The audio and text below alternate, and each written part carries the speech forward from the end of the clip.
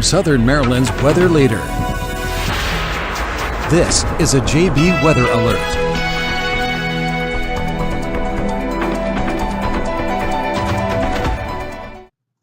Hello and good evening. I'm Forecaster John Bordash here with you in the JB Weather Center this evening, continuing to track the potential for heavy rain and thunderstorms, not just this evening, but going into the overnight and even the morning hours tomorrow, as we look at a pretty complex weather setup across our region, leading to widespread areas of rain gradually developing. So as we take a look at radar right now, we see, for the most part, we're quiet, except for one area that's going to be in southern parts of Calvert County and St. Mary's County. And this has kind of been the focal point down here, south of Prince Frederick, south of Leonardtown, really, but from about Leonardtown point south.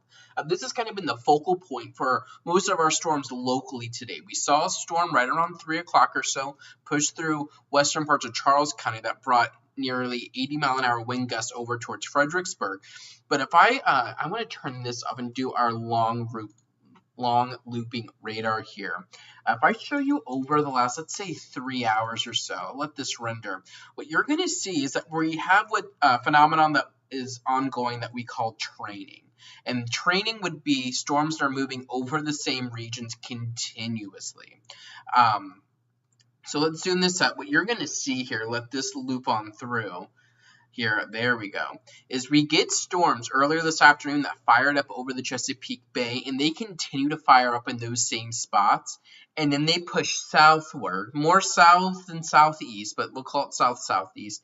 You see this one wave pushes through these southern areas, more storms fire up near Annapolis, around 4. Those dive southward, move through these areas.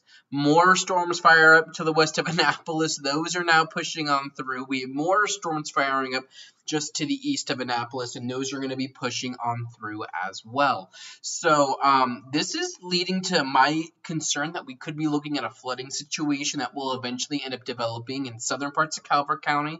That's going to be from Prince Frederick point south, and then from about Leonardtown point south as well in St. Mary's County. So far, if we turn on how much rain that our radar is estimating, and I'll turn the lightning off quickly. Where you see these areas shaded in green, those are going to be areas that have seen up to 1 inch of rain thus far. And then areas in blue estimated between 1 and 2 inches. So you can see over here towards Cove Point and then down here towards Drum Point, our radar is indicating the potential of upwards of 1 inch of rain. Then down that continues down through Pax River, through Lexington Park, down towards Great Mills, on over towards St. James, St. Inigo, St. Mary City. So you can really see where that corridor of heavy rain has been locally. We had another one, again, moved through Fredericksburg, western parts of Charles County.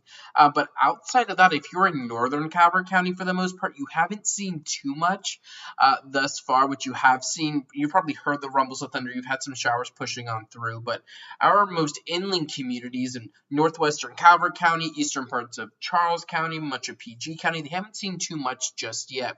And if I can zoom you on out here, what you can see, let's turn that to your thunderstorm watch back on, is here over the last hour, how things have been gradually moving. We had a lot of storms back out to our west to I-95 earlier this afternoon.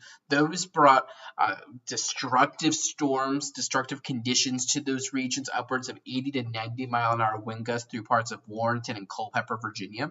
That has since cleared out, and if we zoom out here, and if I continue to loop this, I'll turn the lightning off for the time being and turn our national radar on. What you can see, let's loop this again over the last hour, is the general motion here, and I'll even increase this loop so you can really see what's going on. To our north and west, we have storms that are pushing south and east. To our east, we have storms that are pushing slowly to the west. And if I were to summarize this here for you, this is what we have going on, right? Cold front to the west, it's pushing south and east. That's what's prompting storms across PA, West Virginia, Ohio, Kentucky. And then we have a boundary back out to our east that's moving west, and that's what's allowed these storms to continue to fire over the bay. The general motion of a cold front moving south and east and the boundary moving west means that they're going to merge, in a sense, kind of right over our region tonight, and that's going to lead to a prolonged period of rain being possible. So this is Futurecast that got rendered right around 3 o'clock. what you can see is that it brings those areas of rain together and it really focuses them right over our region, bringing that threat of heavy rain and the potential for some embedded thunderstorms between about 9 or 10 o'clock to about 2 or 3 o'clock, but then the rain even lingers into tomorrow morning. So this is what I would expect by and large. We are looking at scattered storms right now. Not everyone has seen them. I did see a comment, a couple of comments saying not too much going on in Huntingtown just yet or on over towards Waldorf. While some spots like Great Mills and Lesbian Lexington Park have seen them, it's been very spotty thus far.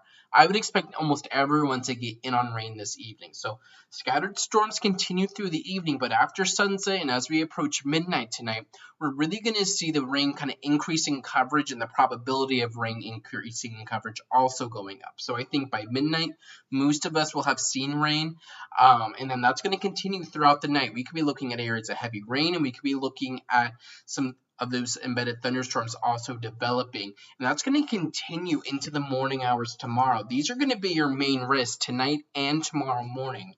Flash flooding is going to be the premier risk. We've already had storms training or moving over the same areas in southern Calvert County, southern parts of St. Mary's County. And if we get another round or 2 or even 3 of rain, that's going to cause some flooding issues down there. But even just those 2 or 3 rounds of rain by themselves tonight could cause flooding issues almost anywhere. You could see a quick 1 to 2 inches of rainfall. Up until about 10 or 11 o'clock tonight, we're going to have a damaging wind threat. As we head through the overnight hours, I think that risk of damaging winds is definitely going to decrease as we lose the peak heating of the day and the severe weather dynamics in our region break down a little bit. But the threat of storms will continue. Not every storm is severe. Hail and a tornado, those threats are there. They really are not the premier things I'm looking at to potentially occur this evening. I think, again, that main threat's going to be flash flooding, then damaging winds potentially through the rest of the evening, and then hail and a tornado are going to be rather low on that totem pole of what it is I'm watching. But coming back over here towards radar, you could just see how things are slowly going to be coming together here. And we have that line that with that cold front here in PA, West Virginia, parts of Kentucky and Ohio, that's prompted several severe thunderstorm warnings. And we will see if this cold front's able to keep its punch as it pushes south and east. If it is, it could bring some of those gusty winds to our region again by about 10, 11, 12 o'clock tonight. I would expect it to weaken, but that's going to be something to watch. Again, I would expect heavy rain to continue to be an issue. And if we turn on our local radar here, we can see that heavy rain continues to be an issue. This is now pushed over parts of Lexington Park. Let's turn on our high resolution radar, see if that wants to load up for us. Yeah, you can see we really have that heavy rain from Hollywood down towards Lexington Park. This, not too long ago, had just pushed over Lesby, as we just saw, as we let this loop through. You can see how this is pushed here to the south and east. And if we zoom out, we see additional storms that are going to be pushing south and east, or south and west, rather. Pushing south and west here into Calvert County. If you put those storm tracks on, you can see how radar, these are your 1 hour storm cones or storm track cones for each of these storms. You can see how these little guys here, push to the south and west, and these will be pushing right over St. Leonard and Lesby here in about the next half hour, 45 minutes. So be prepared for that, and that's going to be an issue. Again, this entire line here, I'll turn those storm tracks off. This entire line from this of rain from the state line down towards St. Mary's County, that entire line is going to be pushing to the west here gradually. So areas, our baseline locations are first going to see the rain from this. So if you're in coastal Anne Arundel County, coastal Calvert County, much of Calvert County now is getting in on rain, with the exception of maybe Huntingtown and Dunkirk further inland there. But as this pushes to the west, we're going to see rain chances increase for almost all of you. And then we're going to see these severe thunderstorms gradually push to the south and east as well. So we will continue to track all of this. It's sure to be a very active evening. The lightning counter is going berserk right now, up over 2,000 strikes of lightning across the region, with storms in Virginia pushing through our region and back into western Maryland. So I'm going to be here in the storm center for at least most of the evening. I don't know if I'll commit to an all-nighter for this type of an event, but I will be here at least in the short term to continue to track this.